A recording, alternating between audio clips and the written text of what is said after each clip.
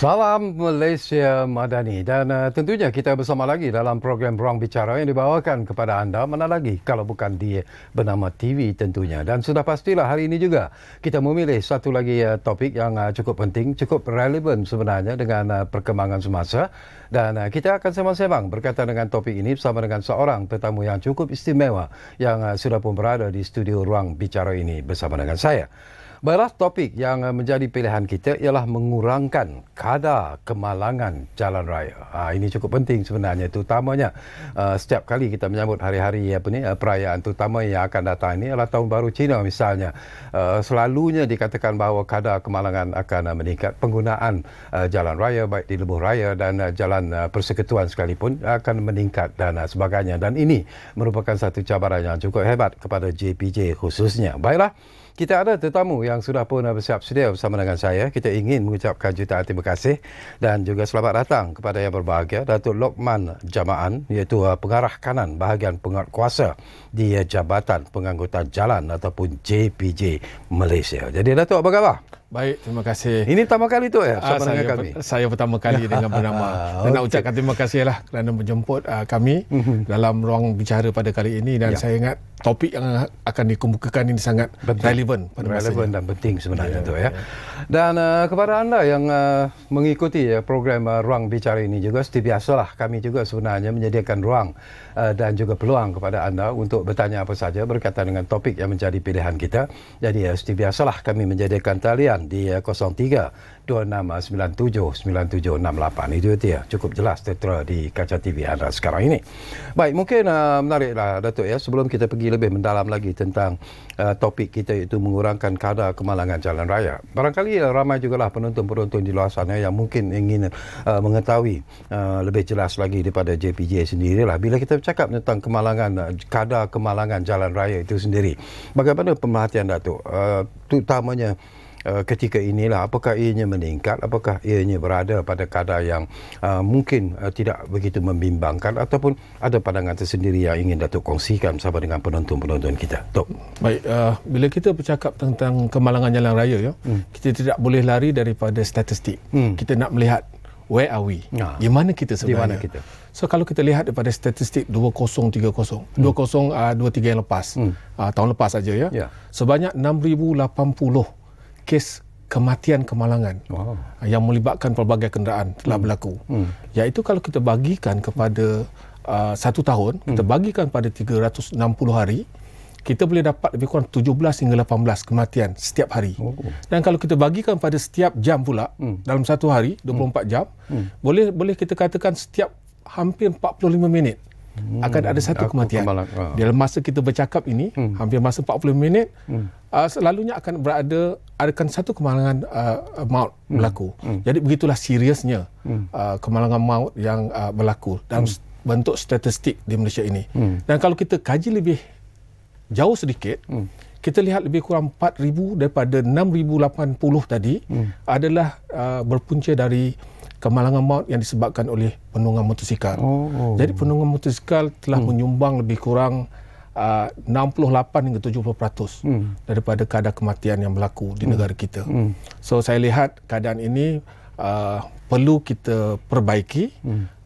Statistik ini tidak boleh kita biarkan begitu saja, kerana ia merupakan satu kehilangan kepada negara dan juga kepada keluarga yang mengalami kemalangan ini. So saya rasa perkara-perkara ini menjadi satu keutamaan kepada Jabatan Pengangkutan Jalan bagi mengurangkan statistik kemalangan maut ini. Jadi memang kita mengambil seriuslah terhadap data-data kemalangan, yang mana kita selalu bekerjasama dengan JSPT, Jabatan Siasatan Jenayah Trafik, bersama-sama dengan JPJ dalam melaksanakan atau mengurangkan kadar kematian. Banyak pelaksanaan kita buat, terutama dalam keadaan perayaan yang akan sambut. Okey, saya tertarik hati bila Datuk Lokman menyebut tentang statistik, terutamanya melibatkan penunggang motosikal. Kadang-kadang ini satu persoalan yang menarik juga. Di mana silapnya sebenarnya tu penunggang motosikal ini? Adakah apa yang mengakibatkan berlakunya kemalangan itu adalah kerana sebab-sebab tertentu, ataupun Tak tahulah mungkin daripada pandangan JPJ sini. Baik, kalau kita lihat daripada kemalangan yang melibatkan motosikal kita lihat daripada sudut umur pula. Umur pula kemalangan maut dan kemalangan kebanyakan berlaku umur antara 16 hingga 35. Iaitu satu umur yang sangat produktif kepada negara dan satu kerugian. Dan kebanyakan daripada 16 hingga 35 umur ini adalah dari kalangan penunggang motosikal. Mereka ni kebanyakan baru graduate umpamanya baru habis sekolah dan sebagainya. Mereka akan menggunakan mod kenderaan yang murah, yang cepat untuk mungkin mula bekerja dan sebagainya. Dan mereka inilah merupakan satu kumpulan yang sangat terdedah kepada risiko kemalangan. So antaranya berlaku kemalangan ini disebabkan oleh sedikit sebanyak disebabkan oleh kecuaian diri sendiri. Kebanyakan pengguna motosikal ini daripada siasatan yang kami buat dan risikan yang kami buat, operasi-operasi yang kita buat, kita dapati kebanyakan mereka yang habis sekolah ini tidak sabar untuk mengambil lesen. Mereka tidak diberi latihan yang tertentu untuk mendapatkan lesen-lesen tertentu. Tapi mereka telah mula menunggang motosikal. Jadi inilah antara punca yang sebenar, yang besar, yang melibatkan kemalangan jalan raya hingga boleh menyebabkan maut kerana mereka ini tidak terlatih dalam mengendalikan motosikal. Jadi yang keduanya disebabkan oleh keadaan motosikal itu sendiri. Keadaan motosikal itu sendiri kadang-kadang telah diubah suai dalam bentuk tertentu di mana penambahan kelajuan yang menyebabkan mereka ini gemar memandu laju dan juga berlomba dipanggil hell riders lah selalunya ataupun kalau dalam bahasa biasa kita cakap mak rempit, mereka suka berlomba dan sebagainya. Ini antara umur-umur yang sangat vulnerable ataupun sangat berisiko dalam pengendalian motosikal. Tetapi apabila meningkat umur 35 tahun ke atas, kita lihat kadar kemalangan maut atau kemalangan ini telah mula menurun. Kemungkinan disebabkan oleh tahap kesedaran ataupun kemungkinan dari sudut ekonomi mereka pun dah mula kukuh dan sebagainya, dan juga mereka pun telah mendapat latihan, mendapat lesen yang cukup, kan? Jadi dengan sendirinya kadar kemalangan bagi peringkat umur 35 tahun ke atas ini mula menurun. Jadi itulah antara perkara-perkara yang kita sangat serius melihat tentang kejadian berlaku. Sebab pada September yang lepas, pada tahun lepas September, kita telah mengadakan satu operasi besar-besaran terhadap motosikal ini. Bukan tujuan kita adalah untuk menurunkan kadar kemalangan maut yang berpunca dari motosikal. So hasil daripada pemeriksaan yang kita buat, memang kita dapati ia berselarilah dengan data-data yang kita kumpul, iaitu mereka ni tidak mendapat latihan ataupun tidak punya lesen yang tertentu dalam mengendalikan motosikal. So kebanyakan kenderaan-kenderaan ini terpaksa disita apabila berlakunya pengubahsuaian ekstrim lah. Jadi kita terpaksa mengambil satu tindakan tegas yang kadang-kadang menimbulkan sedikit kerisauan kepada pemilik-pemilik motosikal. Tapi tidak ada tujuan lain.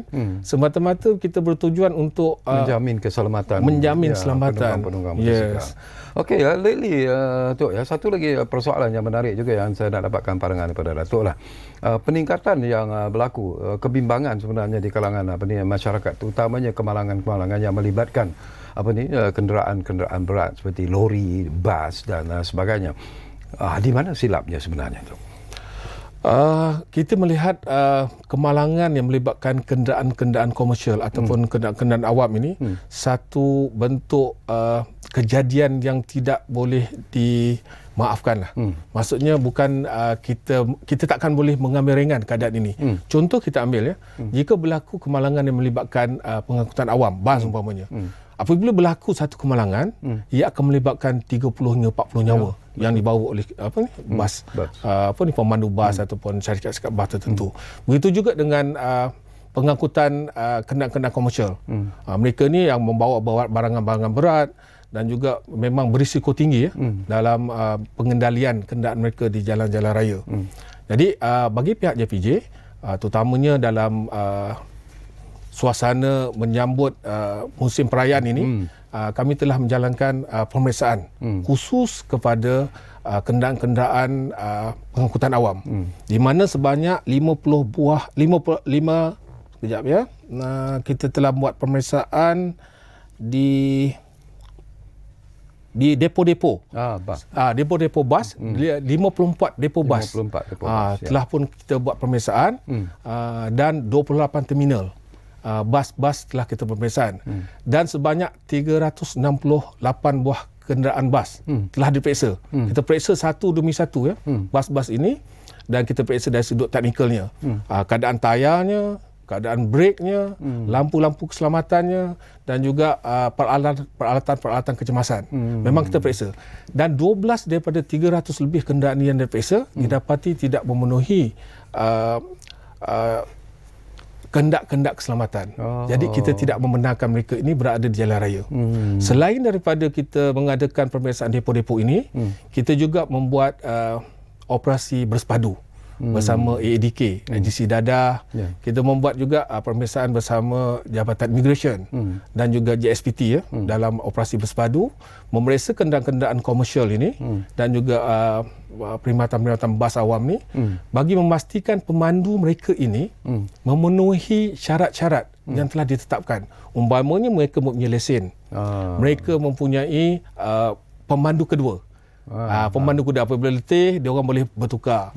Mereka juga tidak menggunakan bahan terlarang. Kadang-kadang kita akan buat pemeriksaan, kita buat persekatan-sekatan jalan raya di tempat-tempat tertentu, dan kita akan membuat pemeriksaan urin. Di mana ADK akan membantu kami untuk memastikan bahawa pemandu-pemandu ini bebas daripada bahan terlarang. Saya terfikir dulu Datuk, penyamaran yang dilakukan oleh kaki tangan JPJ sendiri, terutamanya berada di dalam bas yang mungkin tidak dijangkakan sebenarnya, dan baru-baru ini pun terkeluar satu laporan di mana mereka menyaman seorang pemandu bas kerana dikatakan menggunakan handphone sepanjang perjalanan. Terima kasih Datuk bangkitkan perkara ini. Memang saya pun nak sebutkan perkara ini supaya semua pengendali-pengendali bas awam ini berhati-hati, kerana memang kita letakkan pegawai-pegawai kita sebagai menyamar untuk melihat sama ada mereka menggunakan handphone, sebab mereka membawa 40 nyawa. 40 nyawa dalam di belakang mereka. Kadang-kadang mereka menggunakan telefon dan sebagainya, merokok. Jadi perkara-perkara inilah yang menjadi keutamaan kita bagi memastikan keselamatan penumpang. Yang ini memang kita jalankan berterusan dan kita intensify. Maksud kita kuatkan lagi di musim-musim perayaan.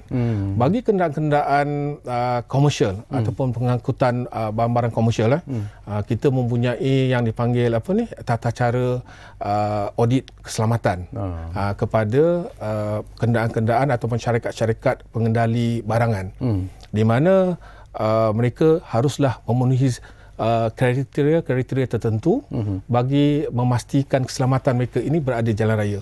Umpamanya mereka mestilah merekodkan siapakah pemandu mereka, sama ada lesen-lesen mereka ini menepati kehendak pemanduan. Mungkin lesen-lesen mereka ini sudah membenarkan mereka untuk memandu lori dan sebagainya. Sama ada mereka ni kadang-kadang mereka menggunakan warga negara asing. Jadi apabila kita mengadakan operasi ini, kita mengadakan operasi bersama Jabatan Immigration, mereka akan mengambil tindakan terhadap pemandu-pemandu warga asing. Ini kadang-kadang dari aspek pematuhan itu sendiri daripada pengusaha-pengusaha kenderaan berat ini sendiri itu, apakah mereka mematuhi apa yang ditetapkan oleh JPJ dan sebagainya, tetapi masih lagi ianya terus berlaku? Kenapa ini sikap sebegini masih wujud sebenarnya? Memang tidak ada nafikan, kerana tata cara ini sangat keras dan juga sangat kata orang sangat detail, sangat strict. Cuma kita umpamakan kita bandingkan bagaimanakah sebuah syarikat penerbangan boleh melakukan penerbangan dan kadar kemalangan disebabkan oleh penerbangan sangat rendah berbanding dengan kadar kemalangan yang melibatkan kenderaan. Kerana dia punya requirement keselamatan penerbangan ini sangat tinggi. Kalaulah kita dapat emulate ataupun kita dapat meniru kadar keselamatan yang sangat strict ini yang digunakan oleh syarikat penerbangan kepada syarikat-syarikat pengendali kenderaan ini, saya rasa memang kita ada harapan untuk menurunkan kadar kemalangan yang melibatkan kenderaan komersial. Jadi peningkatan sentiasa berlaku daripada pemeriksaan yang kami jalankan, audit yang kami jalankan terhadap kenderaan-kenderaan ataupun syarikat-syarikat pengendali barangan ini, peningkatan masih berlaku.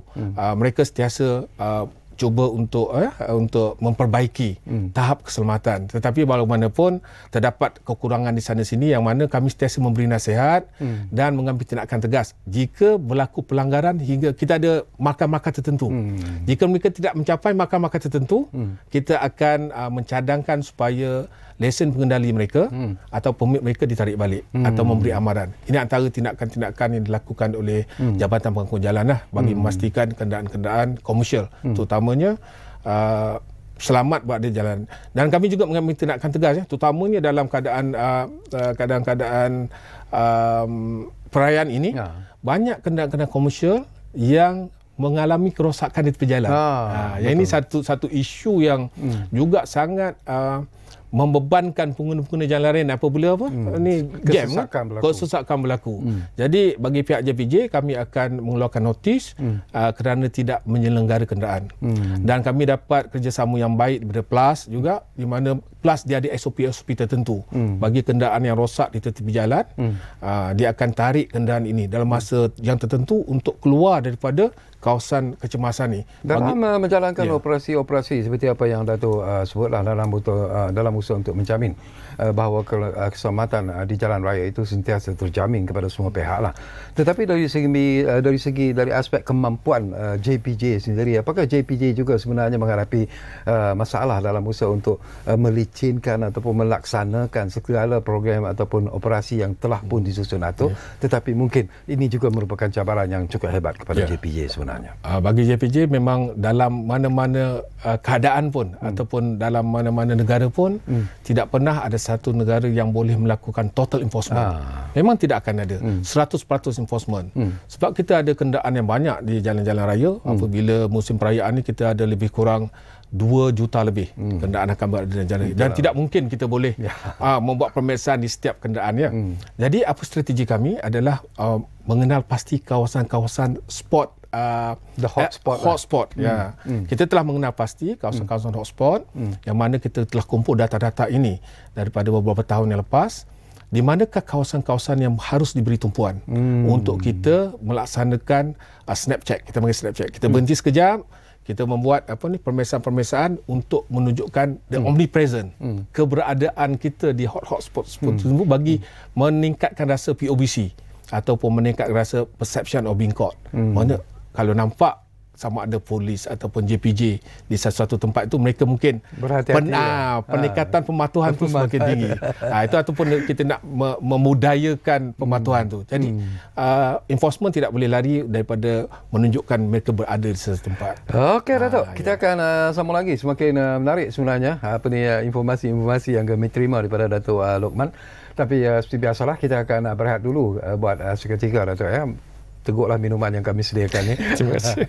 Dan kepada anda, saya ingatkan lagi, kami juga memberi ruang dan juga peluang lah kepada anda, seperti yang saya sebut di awal tadi, untuk berkongsi pandangan dan juga pendapat, ataupun bertanya apa sajalah berkaitan dengan topik ini. Jadi jangan lupa guna satu talian yang kami sediakan kepada anda di 03-2697-9768. Kita rehat dulu dan kembali semula bersama kami di Ruang Bicara yang kami bawakan kepada anda tentunya di Bernama TV. Kita jumpa lagi.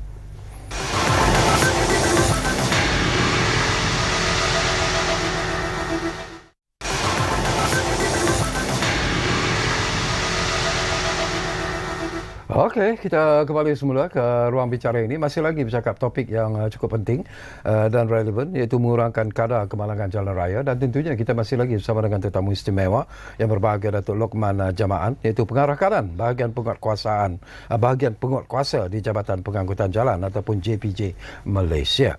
Baik, Tok, kadang-kadang selalunya lah kita bercakap tentang penyeliaan kenderaan yang dipandu ataupun yang ditunggangi kalau motosikal lah.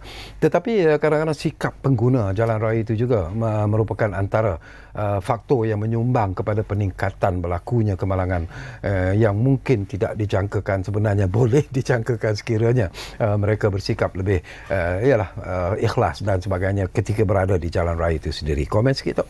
Okey, baik. Dari segi sikap memang tidak dapat dinafikan daripada statistik yang kita dapati.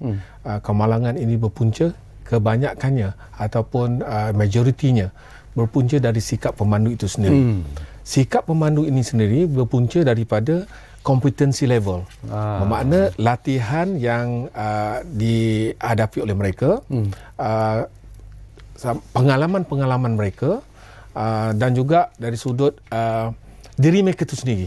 Sama ada mereka ini seorang yang penyabar dan sebagainya. Tetapi mesti ingat, walaupun sikap kita ni berbeza-beza antara pemandu motosikal, lori, kereta dan sebagainya, kita ada satu kena pegang pada satu benda, iaitu kita pegang pada toleransi mengikut undang-undang. Semua pihak kalau mengikut undang-undang, sikap macam mana mereka ada pun, mereka haruslah mengikut undang-undang. Jadi undang-undang inilah yang boleh mengawal sikap manusia.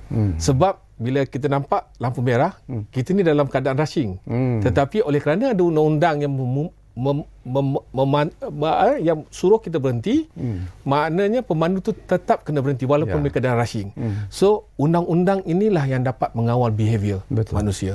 Jadi setiap pemandu, setiap penunggang motosikal ataupun pengguna jalan raya haruslah memahami undang-undang. Itu sebab bila sebelum mereka mendapat lesen dan sebagainya, mereka haruslah menduduki peperiksaan. Sama ada mereka lulus undang-undang dan sebagainya. Itulah antara prosesnya. Walaupun kadang-kadang mereka telah mengikuti proses dan semuanya, mereka masih lagi gagal untuk mematuhi apa yang mereka telah pelajari. Kadang-kadang sikap tu berubah bila berada di jalan raya. Seorang yang sangat lembut kadang-kadang berada di rumah sangat lembut, penyayang kepada anak-anak, seorang yang kuat beragama dan sebagainya. Apabila mereka mula pegang steering ataupun handle motosikal, mereka menjadi seorang yang berlainan. Ini banyak berlaku. Tetapi kalau mereka patuh dan membudayakan undang-undang itu, maka saya rasa sikap macam mana pun mereka akan tahu. Jadi undang-undang ni dia ada satu lagi verification.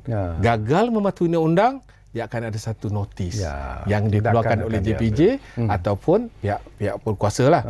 Maksudnya dari segi proses penggunaan di jalan raya itu sendiri dah ada proses yang sangat komplit.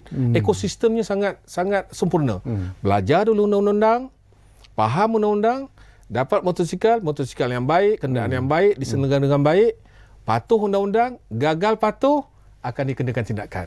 Jadi ekosistem sudah cantik. Okey, Tok, nanti kita akan sambung lagi. Saya difahamkan kita ada pemanggil di talian sekarang ini. Ridwan dari Pulau Pinang sudah pun dikatakan bersiap sedia di talian kita sekarang ini. Assalamualaikum Ridwan. Waalaikumsalam. Ya. Assalamualaikum Tuan Sekretari dan ahli panel. Waalaikumsalam. Ya. Ini saya ingin berkongsi pandangan sikit lah.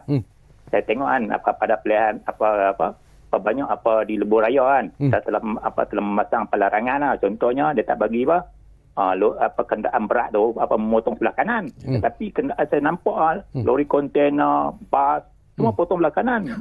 Dia tulis di kilometer di belakang lori tu ataupun bas, dia tulis jangan melebihi 60 km sejam. Tetapi dia orang bawa lebih pada had yang kelajuan tu, lebih daripada 110. Sebab apa, kalau dia potong kereta mesti lebih pada 110 km lah.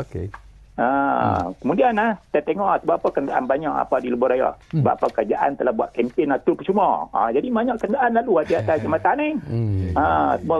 Contohnya dia buat sehari sebelum perayaan. Kemudian lepas balik pula kenderaan banyak. Semua tol percuma tu yang menyebabkan kenderaan banyak. Kemudian saya punya cadangan umur 16 hingga 35 tadi yang Tuan sebut kan, Datuk sebut. Jadi perlu ditingkatkan kepada 25 tahun. Jadi diorang sudah fikiran telah matang Jadi diorang akan memandu dengan cermat Kemudian GPJ dengan PDRM tu dia kerap buat sekatan jalan raya di atas jambatan. Contohnya diorang ada bersama kan. Mungkin kalau tengok GPJ ke PDRM diorang takut sikit. Jadi kita tengok di atas jambatan kurang polis. Jadi diorang semua berani ya. Yang ketiga tu ceramah di TV dan radio kerap kali bagi ceramah baru semua rakyat sedar. Ni bila kita tengok di TV ruang bicara, tetapi kita mau buat perbanyakkan ceramah supaya rakyat sedar akan supaya tidak berlaku kemenangan. Ini kita cuma mencegah mencegah lebih baik daripada mengubati. Minta ahli panel ulah dah ni. Terima kasih. Baik, terima kasih banyak-banyak Ridwan dari Pulau Pinang. Wow, menarik jugalah apa yang dibangkitkan oleh Ridwan. Tapi kita dengarlah apa respon daripada Datuk Lokman berkaitan dengan apa yang dibangkitkan oleh pemanggil kita. Terima kasih Tuan Ridwan ya. Saya dapati Tuan Ridwan ini sangat prihatin.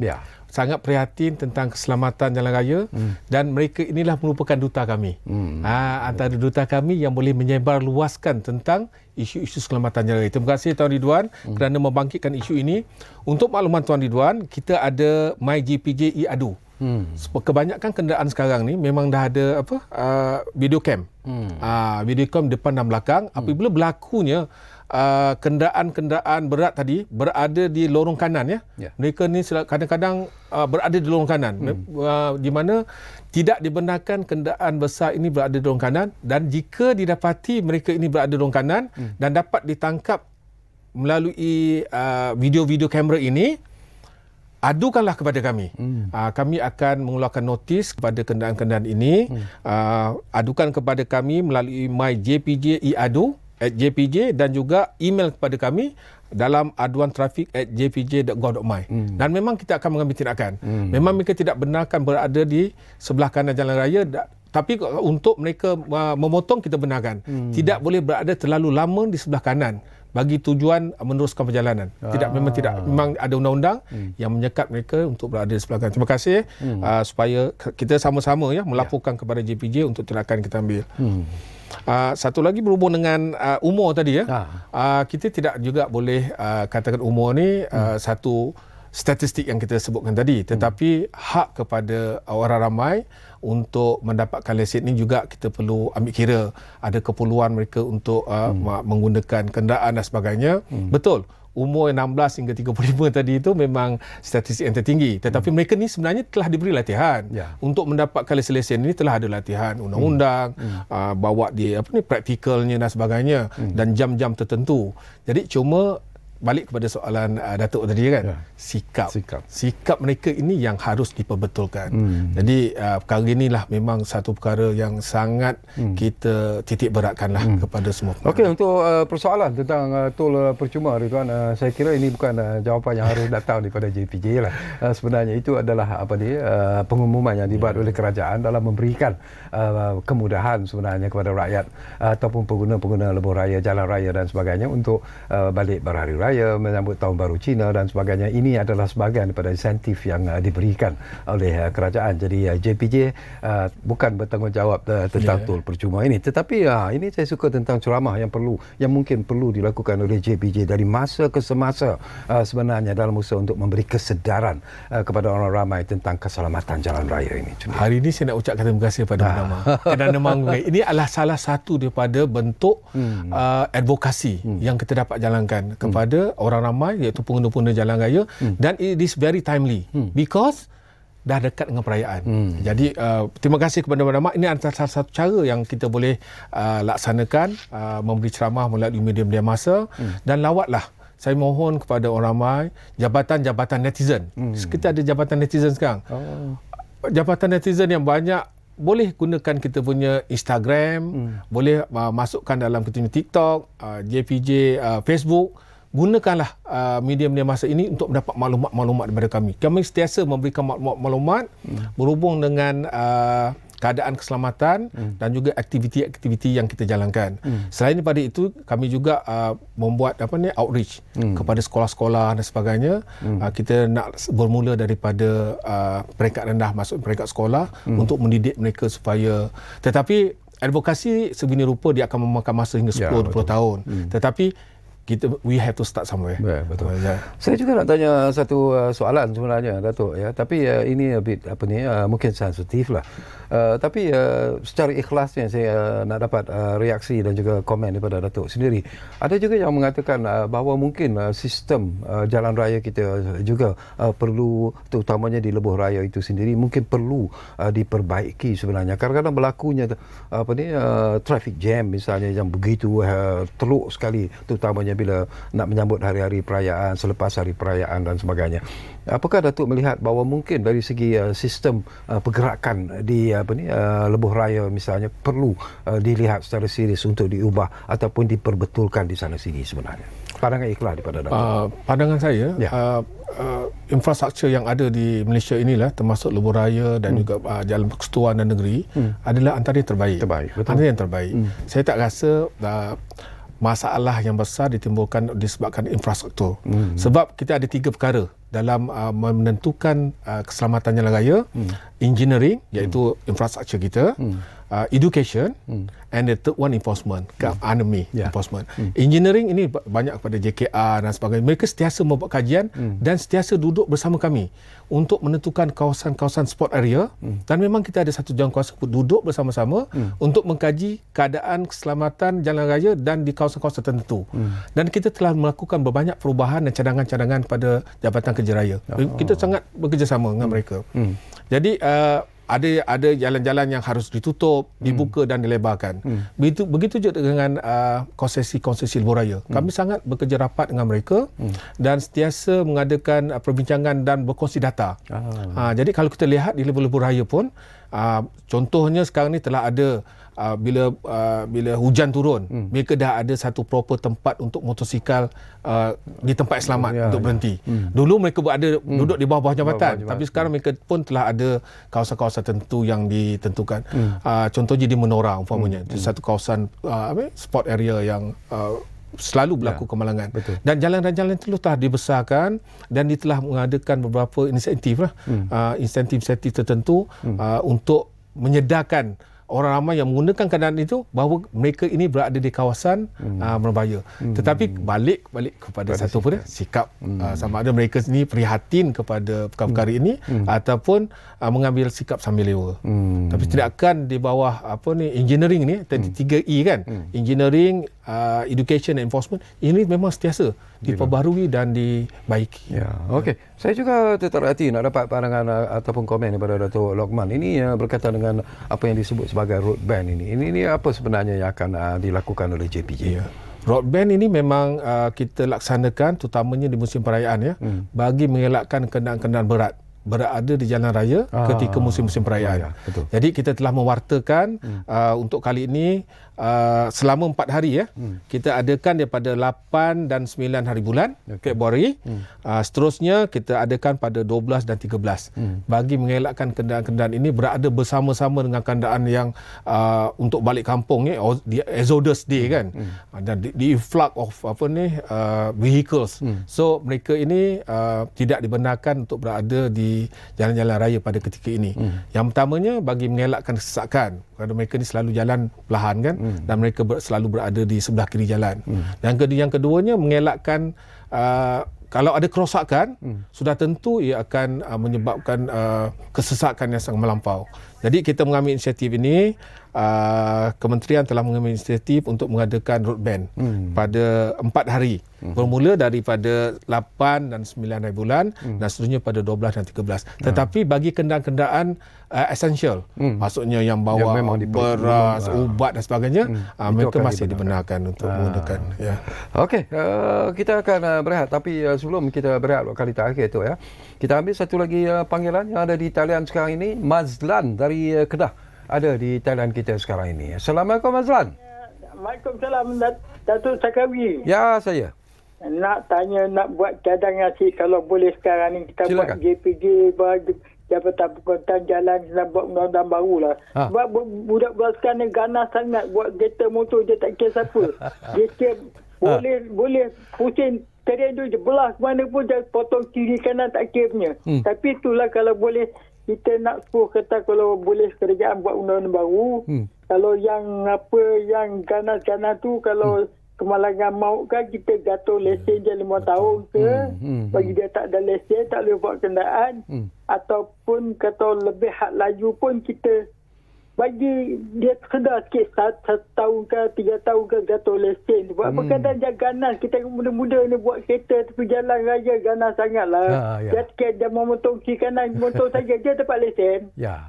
Ganas lah itu minta buat kajian lah. Okey. Baik, terima kasih banyak-banyak Mazlan dari Kedah. Okey, menariklah apa yang Mazlan cadangkan, tapi nanti kita akan dapatkan respon daripada tetamu kita Datuk Lokman Jamaan, kerana kita akan berehat berkali terakhir dan kembali nanti mungkin masa tidak begitu lama lagi, tidak panjang lagi, semakin suntuk sebenarnya, tapi mungkin ada lagi persoalan-persoalan yang sempat saya kongsikan bersama dengan tetamu kita di studio Datuk Lokman Jamaan, kerana kita bercakap masih lagi tentang topik mengurangkan kadar kemalangan jalan raya. Rehat berkali terakhir.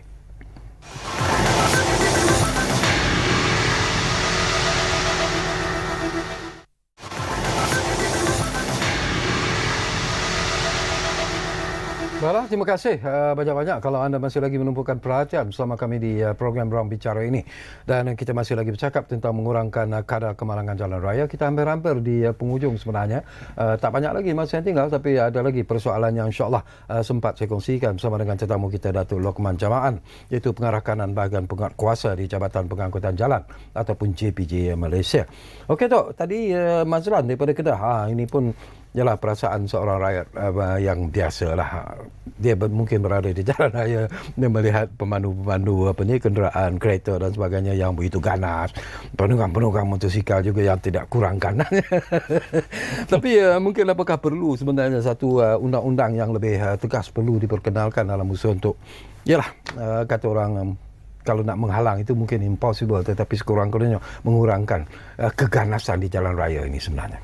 Sebenarnya berbalik pada sikap mereka. Jadi bagi pihak JPJ lah, enforcement, terutamanya enforcement yang bertanggungjawab terhadap kelakuan penunggang-penunggang motosikal ataupun pengguna kenderaan di jalan raya ini, kita sentiasa mengambil tindakan tegas.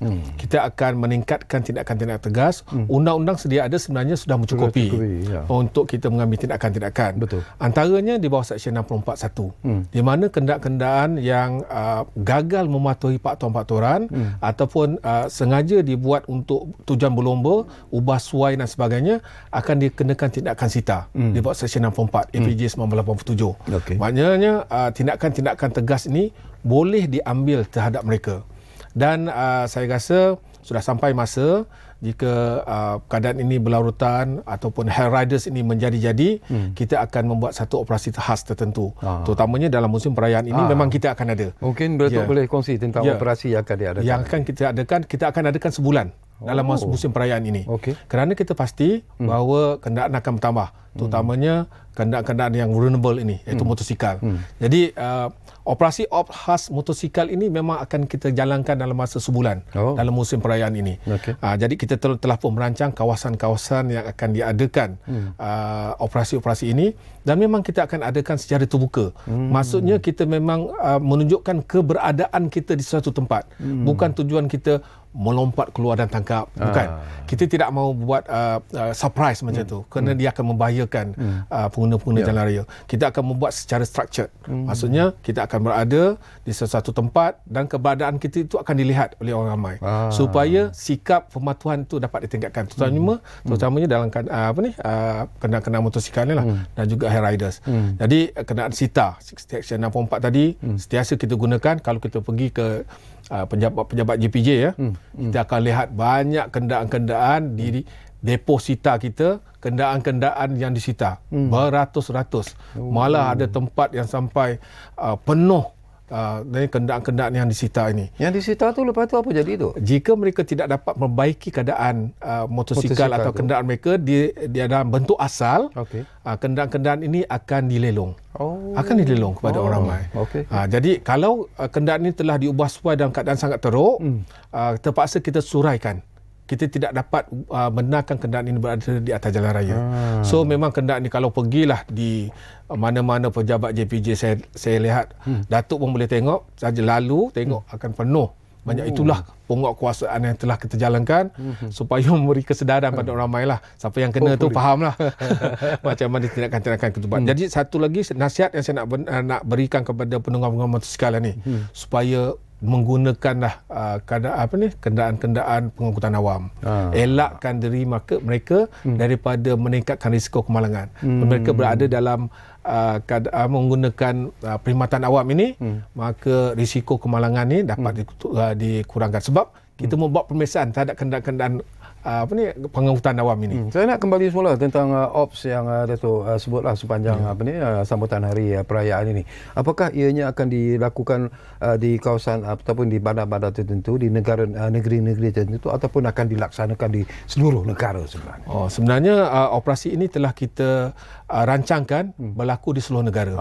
Dan juga seluruh negara ini kita serahkan kepada JPJ negeri, pengarah-pengarah negeri dan bahagian penguasaan negeri untuk menentukan kawasan-kawasan sport area mereka. Mereka akan memberitahu kepada HQ kawasan-kawasan sport area mereka, dan juga kita akan memantau, hantar orang kita daripada HQ untuk pergi ke kawasan-kawasan mereka ini. Bagaimanakah keberkesanan tindakan-tindakan mereka di kawasan-kawasan yang telah kita tentukan. Jadi kita nak tengok, dan data juga kita akan kumpul supaya data-data ini dapat membantu kita sama ada kita perlu mengubah spot-spot area ini di kawasan-kawasan lain apabila menjelang perayaan-perayaan yang akan datang. Jadi operasi ini bukan setakat untuk kita membuat pemeriksaan dan juga sekatan-sekatan jalan, tetapi kita juga mengumpul maklumat bagi memperbaiki enforcement yang kita akan jalankan di masa akan datang. Saya terfikir satu isu Datuk ya, dan memang saya nak tanya perkara ini kalau saya berkesempatan bersama dengan JPJ, dan alhamdulillah malam ini di program Ruang Bicara ini saya bersama dengan Datuk Luqman Jamaan. Ini tentang lumba haram ni lah Datuk ya, yang melibatkan penunggang-penunggang motosikal ini. Walaupun pelbagai tindakan sebenarnya dilakukan oleh semua pihak, JPJ, polis dan sebagainya, tetapi kita lihat masih lagi ianya berlaku dari masa ke semasa. Ada yang mengatakan bahawa mungkin juga perlumbaan haram di jalan-jalan raya ini berlaku kerana adanya the so-called penaja yang menaja perlumbaan ini dengan hadiah-hadiah yang istimewa. Betul ke tu? Sebenarnya isu-isu yang melibatkan lumba haram ini kita perlu siasatan untuk dijalankan bukanlah mudah. Kerana siasatan perlu dijalankan bagi membuktikan berlakunya perlumbaan haram itu dari sudut undang-undang. Bagaimanakah kita nak membuktikan wujudnya perlumbaan haram itu yang maksudnya structured, ataupun perlumbaan haram ini berlaku ad hoc. Kadang-kadang perlumbaan haram ini berlaku secara ad hoc. Ada 5-6 orang dia berlumba sesama sendiri. Jadi dia tidak menjadikan sebagai satu perlumbaan haram yang structured. Ini satu isu yang siasatan yang dijalankan oleh pihak polis di Seksyen 42 memandu secara melulu, dan juga pihak JPJ terpaksa kita melakukan risikan-risikan, dan tidak dapat dinafikan kemungkinan ada penaja-penaja di mana kemungkinan ada syarikat-syarikat pemotoran yang hendak menguji kebolehan mereka dalam kata orang modification of engine. Banyak ada juga yang berlaku begitu. Dan juga kreativiti orang muda kita sekarang ni, mereka sendiri yang cuba mengubah suai kenderaan enjin mereka ni dan dicuba di jalan raya. Kadang-kadang tidak juga ada sesuatu organisasi yang menaja, tetapi tidak dapat dinafikan. Ada juga maklumat-maklumat yang mengatakan bahawa berlakunya tajaan daripada mana-mana pihak tertentu lah. Is it possible tak tu ya? Satu lagi cadangan yang pernah dilontarkan di luar sana. Kalau seseorang itu ataupun pengguna-pengguna kenderaan itu sendiri ingin melakukan modifications kepada kenderaan mereka, tak kiralah sama ada kereta ataupun motosikal, mereka harus mendapat approval ataupun kebenaran daripada JPJ terlebih dahulu. Ya, ini memang satu syarat. Satu syarat daripada, in fact kalau dia nak buat pengubahan suaian, dia perlulah mendapat kelulusan daripada Pak JPJ. Walaupun mereka nak meletak cermin gelap, cermin gelap ini untuk meletak cermin gelap, pengubahan yang sangat mudah, pun perlu mendapat kelulusan daripada pihak JPJ. Kita ada satu jawatankuasa yang meluluskan perubahan ataupun meletakkan cermin gelap dan sebagainya. Dan perkara inilah yang akan disemak oleh bahagian kejuruteraan otomotif apabila kita melakukan pemeriksaan-pemeriksaan kenderaan, sama ada kenderaan mereka telah diubah suai atau tidak. Jika berlakunya ubah suaian tanpa kebenaran daripada pihak JPJ, maka kenderaan ini akan disita di bawah Seksyen 64. Dan mereka perlu mengubah suai balik kenderaan mereka di bentuk asal. Barulah kenderaan ini boleh dilepaskan. Jadi memang ada undang-undang yang menyekat pengubah suaian kenderaan dan juga enjin. Dari sudut undang-undang lah, memang kita sentiasa melaksanakan pemeriksaan-pemeriksaan ini. Daripada operasi-operasi yang dijalankan oleh JPJ, terutamanya sempena dengan sambutan hari-hari perayaan inilah bersama dengan PDRM dan trafik dan sebagainya, selanjutnya apa kesalahan yang dilakukan oleh pemandu-pemandu ini? Kalau kita lihat kepada, kita tengok pada segmen ya. Segmen kalau kita lihat kepada pemandu motosikal, kebanyakan pemandu motosikal ini atau penunggang motosikal ini tidak punya lesen. Itu antara kesalahan hampir 80%. Pengguna-pengguna kenderaan motosikal ini tidak mempunyai lesen. Kalau kita melihat pada segmen motosikal lah. Kalau kita lihat pada segmen kenderaan persendirian umpamanya, kebanyakan mereka kelajuan. Kelajuan ni kelajuan kita ada kamera-kamera awas yang kita letakkan di sepanjang lebuh raya dan kawasan tertentu. Kita akan dapati bahawa kesalahan ini sering kali dilakukan oleh kenderaan-kenderaan persendirian. Bagi kenderaan-kenderaan komersial pula kesalahan-kesalahan yang banyak dilakukan adalah overloading. Maksudnya membawa lebih muatan hingga merosakkan fungsi brek. Dan juga ini yang akan menyebabkan kemalangan besar berlaku seperti mana yang berlaku 3-4 hari yang lepas dan menyebabkan kesesakan yang sangat teruk. Ini antaranya. Kita suspek mungkin berlakunya overloading dan hingga merosakkan sistem brek mereka. Jadi pihak JPJ sentiasa mengambil tindakan tegas terhadap kejadian-kejadian ini, di mana kita mengambil tindakan daripada Seksyen 80 APAD Akta Pengangkutan Awan Darat untuk menyita kenderaan-kenderaan ini. Dan jika didapati bersalah, kenderaan-kenderaan ini bolehlah dilelong. Okey. Tinggal lebih kurang 4 minit saja lagi masa yang diperuntukkan kepada kita sebenarnya, Datuk. Tapi di penghujung program Ruang Bicara ini, barangkali Datuk ingin sampaikan juga tip-tip keselamatan yang perlu sebenarnya diikuti dan juga dipatuhi oleh pengguna-pengguna jalan raya sebenarnya. Jadi gunakanlah kesempatan ini, Datuk. Jadi pada pengguna-pengguna jalan raya, terutamanya yang akan pulang ke kampung lah, terutamanya dalam musim perayaan ini, saya ingin menasihatkan, mungkin nasihat ini nasihat biasa selalu yang kita dengar kan, tetapi tidak diambil serius. Kali ini tolonglah, ambillah serius nasihat ini, walaupun ia berbentuk ringan dan sebenarnya sangat penting. Contohnya mendapat cukup tidur, pastikan kenderaan kita ini dalam keadaan yang baik. Roadworthiness dia sangat tinggi. Maksudnya tayarnya bagus, brake systemnya bagus, signalnya bagus, lampunya bagus dan tidak mengganggu orang lain. Ini pun satu, lampu pun kadang-kadang mengganggu orang lain. Jadi berhenti ketika penat.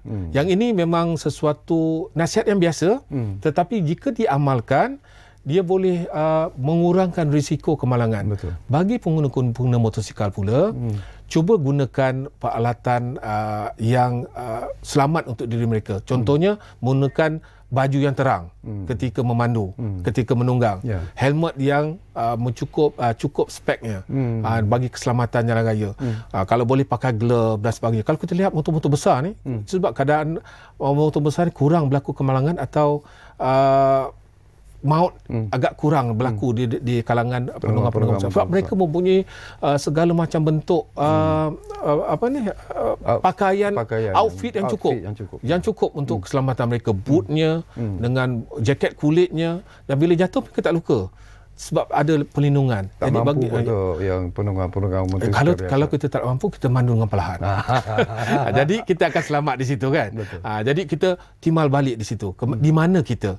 Kalau kita tidak mampu membuat sesuatu perkara yang lebih meningkatkan kelajuan kita, kita kurangkan kelajuan. Jadi kelajuan ini memang membunuh. Jadi kalau sekali lagi saya nasihatkan, kalau boleh jika balik kampung ini, gunalah pengangkutan awam yang pertama. Yang keduanya, kita boleh kurangkan kesesakan di jalan raya. Dan kita pun tidak tension apabila jam. Kalau kita gunakan pengangkutan awam, kita boleh tidur dan sebagainya kalau jam. Dan juga yang keduanya, pastikan kenderaan kita ini berada dalam keadaan yang terbaik untuk kita gunakan. Bila Datuk sebut tentang jam, sebelum kita berpisah Datuk, ini pengalaman saya sendirilah menempuh situasi jam yang amat teruk, tetapi masih lagi ada kenderaan yang menggunakan lorong kecemasan. Itu apa yang patut kita sebagai pengguna biasa ini lakukan? Apakah laporan boleh dibuat kepada pihak JPJ? Saya sangat mengalu-alukan. Sekarang ni kalau kita tengok kejadian menggunakan lorong kecemasan semakin berkurangan kerana sikap orang ramai yang telah membuat aduan kepada kita melalui e-adu tadi yang saya sebutkan. Ambillah gambar, dapatkan tarikh, nama, tempat kawasannya dan nombor kenderaannya, hantarlah kepada e-adu @jpj ataupun emailkan kita kepada aduan trafik. Mereka inilah yang selalu merosakkan kelancaran. Mereka kadang-kadang lalu sebelah tepi dan kemudian masuk sebelah kanan. Jadi mengganggu perjalanan kenderaan yang lain dan juga mengganggu yang bahayanya apabila berlakunya kecemasan. Jadi kenderaan kecemasan ini tidak boleh berada sebagai untuk menghantar pesakit ataupun ada kecemasan infek polio dan sebagainya. Yang ini kita ambil tindakan tegas. Bila kita dapat aduan ini, confirm kita akan ambil tindakan. Saya akan mengadu. Ya. Terima kasih. Okey, terima kasih banyak-banyak sebenarnya kepada yang berbahagia, Datuk Lokman Jamaan, pengarah kanan bahagian penguatkuasa Jabatan Pengangkutan Jalan JPJ Malaysia, dan secara ikhlasnya saya juga cukup selesa sebenarnya sembang-sembang bersama dengan Datuk, dan kita harap ini bukan kali pertama dan terakhir itu ya untuk bersama kami di program Beruang Bicara ini, dan sudah pastilah apa yang disebut, apa yang dinasihatkan oleh Datuk Lokman ini akan dapat dimanfaatkan oleh pengguna-pengguna jalan raya, terutamanya mereka yang mungkin akan sama-sama menyambut hari perayaan tahun Cina yang akan tahun baru Cina yang akan datang ini. Jadi jagalah keselamatan kita, kerana keselamatan kita itulah merupakan faktor utama yang sering menjadi persoalan yang cukup menarik untuk kita bincangkan dari masa ke semasa. Jadi terima kasih kepada anda yang menumpukan perhatian bersama kami di program Beruang Bicara ini, dan jangan lupa seperti yang selalu kami janjikan kepada anda dan sentiasa kami tepati, sebenarnya Beruang Bicara akan terus berbicara bersama anda dari masa ke semasa. Kita jumpa lagi, insyaAllah.